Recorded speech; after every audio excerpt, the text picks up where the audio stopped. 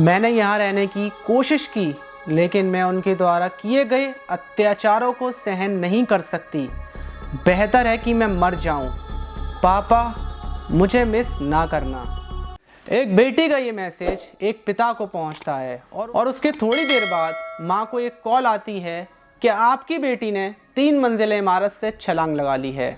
और छलांग लगाने वाली लड़की रशिका जैन थी, जिसकी शादी को अभी 1 साल भी नहीं हुआ था। ऐसा क्या हुआ जिस रशिका जैन की शादी में 7 करोड़ रुपए का दहेज दिया गया था और लगभग 3 करोड़ से ज़्यादा पैसा खर्च किया गया था, उसने छलांग क्यों लगा ली?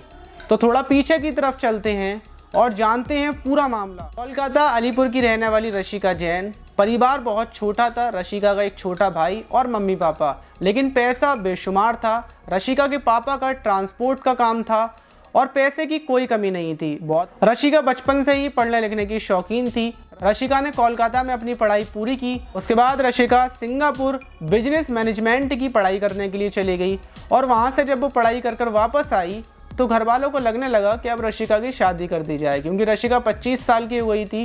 तो रशिका के लिए रिश्ता देखा जाने लगा। तो रशिका का रिश्ता कोलकाता से ही कौशल अग्रवाल से किया गया, जो काफ़ी सारे रिजॉर्ट का मालिक और बहुत पैसे वाला था। रशिका से ज़्यादा पैसे वाले थे। लोगों ने दहेज की कोई मांग नहीं रखी थी, लेकिन उन लोगों ने मांग रखी थी कि वो लोग जहाँ जहाँ चाहेंगे शादी के प्रोग्राम वहाँ वहाँ होंगे।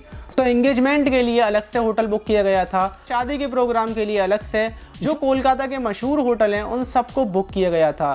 लगभग करोड़ों रुपए होटल में खर्च किए थे और उसके बाद 7 करोड़ रुपए का दहेज भी साथ में दिया था रशिका। और रशिका के मम्मी पापा को लग रहा था कि उन्होंने इतना सारा पैसा खर्च किया है तो रशिका की ज़िंदगी बहुत अच्छे से गुजरेगी और खुशी से गुजरेगी। लेकिन रशिका की शादी को अभी 1 साल भी नहीं हुआ था कि अचानक से 5 जनवरी 2021 को रशिका घर पर आ जाती है। और जब वो घर पर आती है तो वो बोलती है कि अब वो ससुराल नहीं जाएगी और वो अपने मम्मी पापा को बताती है कि उसके ऊपर किस तरीके से अत्याचार और जुल्म किए गए। बताती है कि कौशल अग्रवाल ने उसको इतनी बुरी तरीके से मारा था कि उसकी 3 दिन तक आंखों की रोशनी नहीं आई थी। उसके बाद डॉक्टर के पास ले जाया गया था, तब जाकर 3 दिन के बाद उसको कुछ दिखाई दिया था। ये सारी चीज़ें बताने के बाद वो एक ज़िद पकड़ लेती है। वो ज़िद पकड़ लेती है कि वो वापस अपनी ससुराल नहीं जाएगी, चाहे कुछ हो जाए वो ससुराल नहीं जाएगी।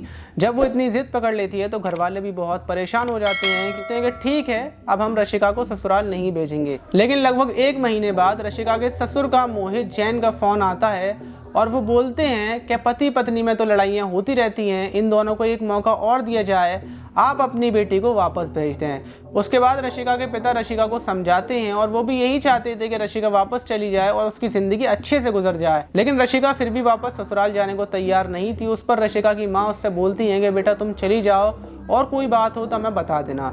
रशिका 1 महीने बाद यानी कि 12 फरवरी को वापस अपने ससुराल चली जाती है।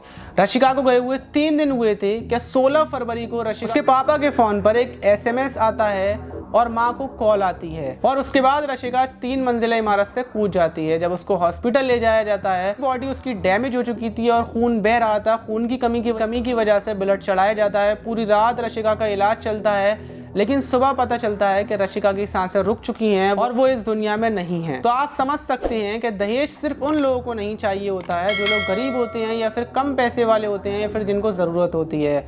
अक्सर जो लोग करोड़पति होते हैं, अरबपति होते हैं, जिनके पास पैसे की कोई कमी नहीं होती, उनको भी दहेज का लालच होता है और उस दहेज की वजह से वो उस लड़की की बलि चढ़ा देते हैं। जो लड़की अपना घर परिवार छोड़कर आती है, उस लड़की को खुशियाँ देने के बदले में वो लोग दहेज की मांग रखते हैं। और ऐसे घिनौने और नीच लोगों के ऊपर क्या कमेंट करना चाहेंगे आप? कमेंट बॉक्स में ज़रूर बताइएगा। हर बार हम सुसाइड की घटना बताते हुए यही सोचते हैं काश ये घटना लास्ट हो, इसके बाद ऐसी कोई घटना ना हो, लेकिन हर बार ऐसा नहीं होता। कोई ना कोई घटना आ जाती है। पहले आयशा की आई थी, अब रशिका की आई है और भी बहुत सारे लोगों की आई थी और ये घटनाएं बहुत दुखी कर देती हैं, दिल को झकझोर कर रख देती हैं, आंखों में आंसू आ जाते हैं। आप सोच नहीं सकते वो लम्हे और वो पल कैसे होते होंगे जब इंसान सुसाइड करने वाला होता होगा। उससे 1 मिनट पहले वो किस कश्मकश में होता होगा, कितनी तकलीफ में होता होगा, उसे कितना अकेलापन फील हो रहा होता होगा। रशिका को इंसाफ दिलवाने के लिए आप इस वीडियो को शेयर कीजिए, लाइक कीजिए और ज़्यादा से ज़्यादा लोगों को पहुँचाइए कि यूट्यूब पर भी ये ट्रेंड हो जाए, कातिल हैं उन लोगों को सज़ा मिल सके। मिलते हैं किसी और वीडियो।